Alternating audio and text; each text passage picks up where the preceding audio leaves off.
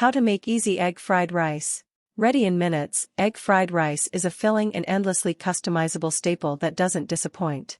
This delicious but simple recipe makes for a quick meal or an excellent snack. This video will teach you how to make traditional egg fried rice.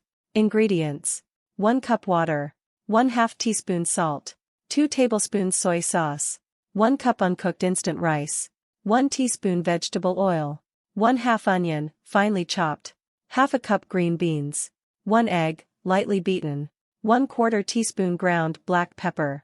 Number 1. Cook the rice. Place the water, salt, and soy sauce in a saucepan and bring to a boil.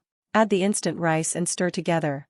Remove from heat, cover, and let steam for at least 5 minutes. Number 2.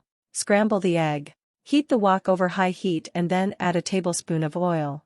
Swirl the oil around so it completely coats the bottom of the pan. Add the eggs to the wok and scramble for a few minutes. Remove from the wok and set on a plate for now. Wipe out the wok. The wok should be hot enough for a drop of water to vaporize from the bottom. Number 3. Sauté the vegetables. Heat wok over high heat and add a small amount of oil.